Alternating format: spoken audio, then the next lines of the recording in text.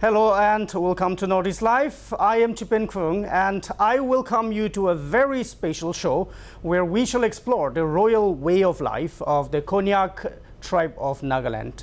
Now, quick facts. According to the Nagaland government's website, there are 8 chief angs or kings within Mon district. They rule over a group of satellite villages under them, some of which are in Arunachal Pradesh and in Myanmar. They were one of the most feared headhunters and warriors among the Nagas. However, with education and modernization having made inroads, the once upon a time fearsome Konyaks are now hospitable, warm-hearted and welcoming. I have a very special guest joining me on the show today. He is Reverend A Peihwang. He is the son of Ang from Shingha Chingnu village. Thank you so much, Reverend A Peihwang, for joining me on the show. Thank you so much. So I am supposed to have 2 guests today. But unfortunately, the chief Ang of Zangkham village, His Highness Mr. Longham Chongwang, could not be able to join us because of some royal obligations. So you are here with me today. Thank you so much for making yourself available. Now, my first question to you is, Reverend Peihwang. Now, how was it like? How was it like having, grown up as a prince, having grown up as a royal child? How was it like, and what were your fondest experiences as a royal once upon a time? Yeah, like Ang, also we call it Wang, which is popular among the Konyak of Mon district of Nagaland and also the Wancho of Arunachal, and some in Myanmar. Yeah, I am privileged to talk about that, as I grown up as the son of Ang. Like other normal people, the Angs also goes to the fields for hunting, and they also join in community festival and all. So we have so many memories grown up as a son of or the child of Ang. Especially, I remember as the son of Ang during the festival, which is called Auling, the annual festival of Konyak. Food preparation, the feast, is one of the significant of the Auling, during which we invite our friends, loved ones to our home, and then let's enjoy the food of Auling. So as a child of Ang, I was invited everywhere by my friends, my relatives, and sometimes we cannot refuse them. If we refuse them, they will feel bad. So we need to accommodate, like we need to eat in every house. So in a day, more than 10 times we used to eat the food. So that is the childhood memory that I can remember as a child of Ang. Right. Everyone loves us. Yeah, so they want to give us, they want to feed us. So we need to make them happy and then fill our stomach. Oh, I can definitely agree with you when it is about festivities, getting invited for special occasions. That, without any doubt, that would form a very important, really significant part of childhood memories. So I can definitely agree with you. Now, Reverend Peihwang, let us also talk about the procedures for succession. How do the children assume ranks, or how do they, qualify for a certain position? Like, how are the ranks or titles among the children in a royal family distributed? Okay, so the chief Ang, we call the head of the territory of the Ang. Under that particular Ang or particular village, we have smaller villages. So above all, we have chief Ang. If you are the son of Ang, the first born son of Ang, then he will inherit the kingship, the chiefship. And other aunts, the brothers, the younger brothers, they will still remain in the house. They will be aunt, but they may not be designated a particular job. But whenever that chief aunt is gets sick, or maybe he cannot go to others like festival and all, he can represent. The brothers can represent. But the man is the first son of the aunt. He will inherit his father. And that is one. And then aunt can have wife, more than one. The one who is born of the queen, that is married from the another territory, another territory's aunt, then that is, he can be the aunt. He can inherit his father. But commoner's son, children, they can be aunt's son or aunt's wangsa, but he cannot be the aunt. That is the protocol or the procedure of auntship. Yeah. Now, very interesting. Now, you grew up as a royal. And so I want our viewers to also know and understand what are the activities that the royals perform in their daily life. What are the activities that they do every day?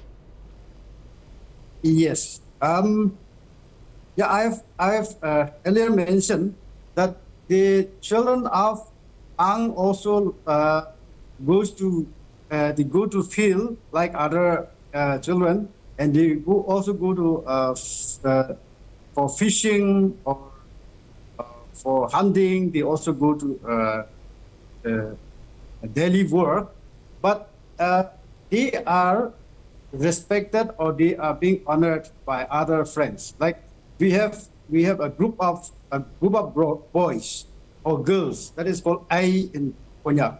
So we grouping together, we go to each other's field, we walk in each other's field, or maybe some other work.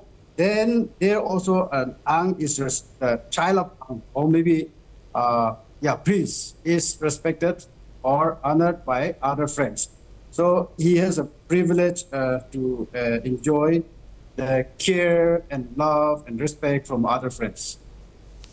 Well, yeah. Now, also I want to know now, since this is a very interesting thing, even among we Nagas also, not every one of us is aware of this. Not every one of us, and this it's a very complex thing, because this is a decades-old tradition that the Konyak Nagas are following. Now, what are their social responsibilities? What are the social responsibilities of the prince or the princess or the princesses in the royal family? What are their influence on the society, especially on the youth? Yes, as I mentioned about the daily works that we had in today's world, we have school, we have a church, we have a students' union. There, the children of prince, as a prince, we should also attend or participate in all these social activities, and also you need to encourage others' children, especially in discipline. If you are well disciplined as an young child, then other friends will learn from you. If you are working hard as an young child, then other friends also will learn from you. So I think we need to, we have a social responsibility, because everyone look up to you. Then you need to act as a keeper of customary law, keeper of the disciplined life. That is how the Ang's son or Ang's children is expected to be. That's right. Very interesting. Now, Reverend Peihwang, you used to be a prince once upon a time. Now, could you please explain how you went from being a prince to a former prince? tell us about that transition, please. As I mentioned, I was born in a Deputy Ang's family. My father is a Deputy Ang, and I am the eldest one in the family. But my mother is a commander. Uh, I need to give responsibility to my younger brother, who is born of the queen, married from another village. So that is how. And also, I could be there. I could be there in the village, being an Ang's son, but I choose to go this way, rather serving the king of kings. Yeah. Yes, I completely respect the decision you have taken and the path you have chosen. So, Reverend Peihwang, we'll take a very short break, but please stay on because we shall be back in just a few seconds.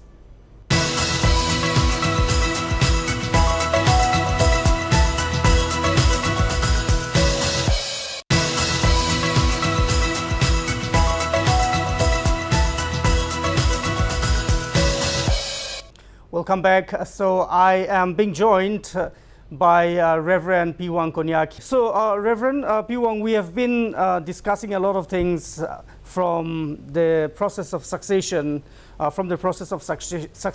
to the royal responsibilities.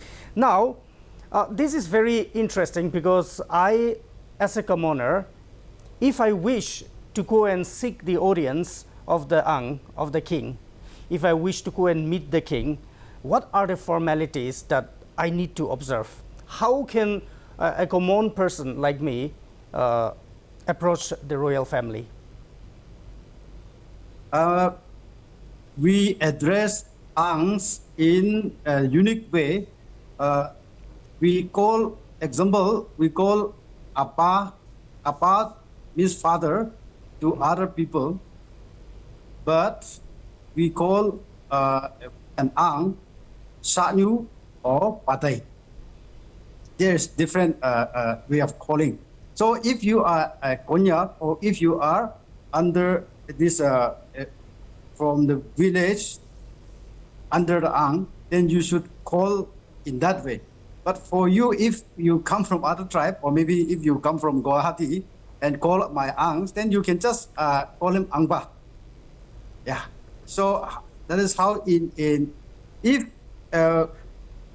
Konyak fellow or the citizen of that Ang's territory, call him as a like he called other one people, then that would be kind of breaking the protocol. So we maintain that strictly, and then you need to bow and come before him. If you come as a visitor, you may give some gift as a sign of respect to him. Not a big thing, but maybe a bunch of biscuits, or maybe kind of whatever you want. So as a sign of respect, giving to him with a both hand, fold like this, and then you can give him. And also if you receive something from him, and then you also need to go down and then show your hand. That is how we don't stand straight before in front of an Ang. So you need to sit down or maybe bend down and then talk to him like that. So that is how we behave in front of him. Yes, that's very important points. Those are very important points that you have mentioned, because many of us do not know. Many of us do not know how to stand or how to extend our greetings, and that is very educational, and that's why I took a very special focus on that question. And now, so it is important to bow down and show our respect, and whenever we are gifted something or whenever we present our humble gifts, we have to bow and stretch out our hand and give it to the Majesty, to His Majesty and the royal family. Now, if somebody from outside wants to meet the king, how can they arrange the meeting? what is the right channel to go about? Yes. These days we have village guard in the village, or maybe if it is a tourist village, then tourist guide will be there.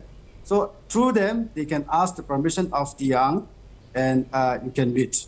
There is no restriction that one should not meet, but I think you need to inform through someone that you want to meet. Then only you can meet the king. Yes, right. Now, let us also talk about the powers that the Angs, the royal family, holds in the society, because since the Konyak Naga tribe, they have a very strong cultural traditional connection. So what powers do they hold in the society? What authority do they have over the people, especially when it comes to land and all? What are the powers that they hold? Yeah, since the chief Ang is holding supreme power over his territory, if there is land case, then this Ang is the one who is going to make a decision or give a decision regarding the land case. That is why the tribute is given to him, especially the subject villages will bring annual tribute to him in the form of food items, in the form of some graft and loom, or in the form of some hunting items. So annually, every subject villages has to bring some tribute to the Ang, because he is overall the chief of the territory. And also the villagers, that mother village where the king is resided, will work in the field of the Ang, free of cost. And then they will construct the house of the Ang whenever it is required. That is, and then when there is hunting and fishing, the biggest one or the head is it goes to the Ang. So he is honored in that way.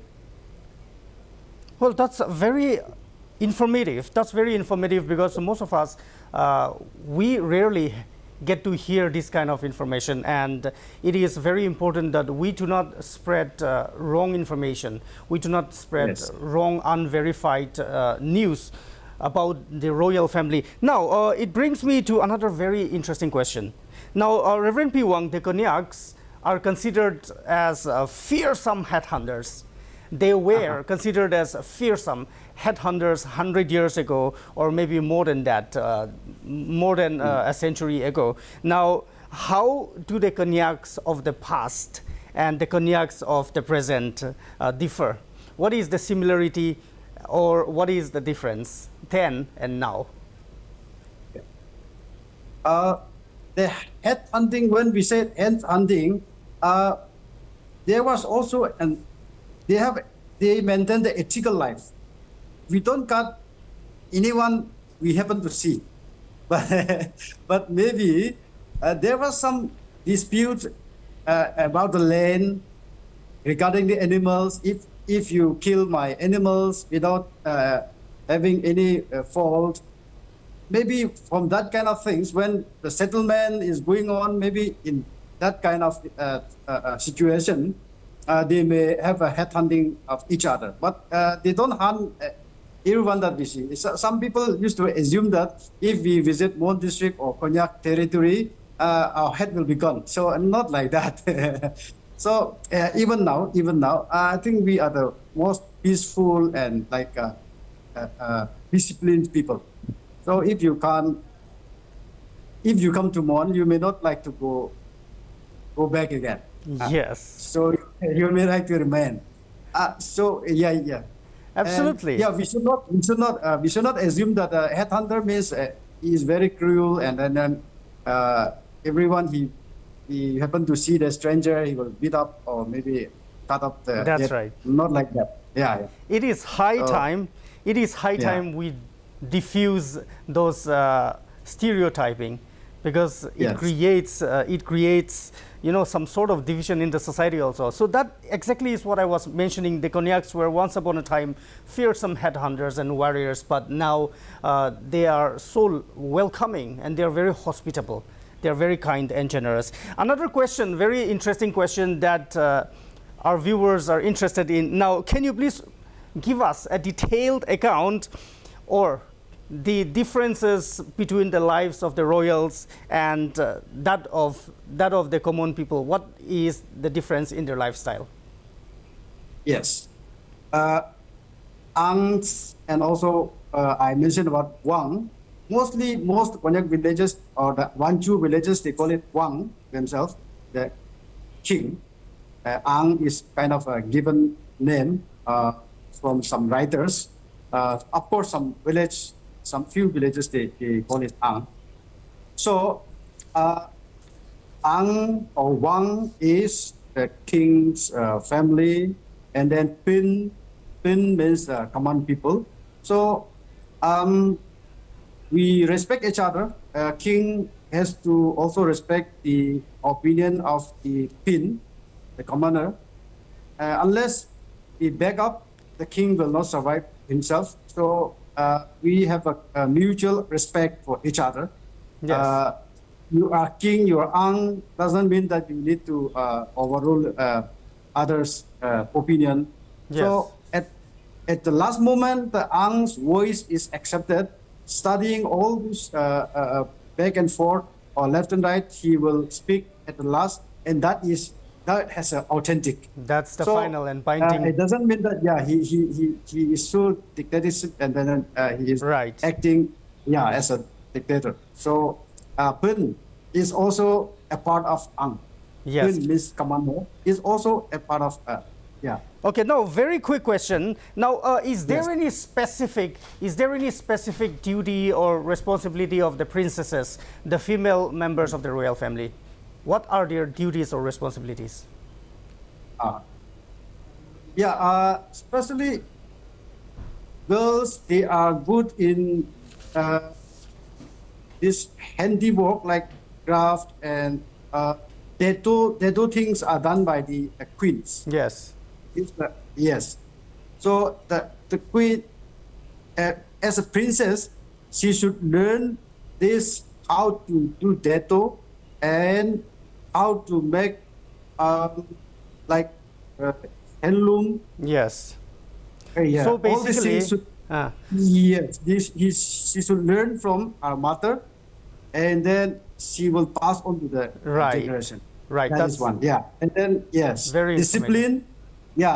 Discipline, as I mentioned, she need to be exemplary among the girls. That's the most important thing. So learning everything and being disciplined to lead life as a role model. Well, thank you very much, Reverend Peihwang. Now that brings us to the end of this very special program today. I thank Reverend Peihwang. Thank you so much for joining us today. You have the best wishes of Northeast Life in all of your endeavors.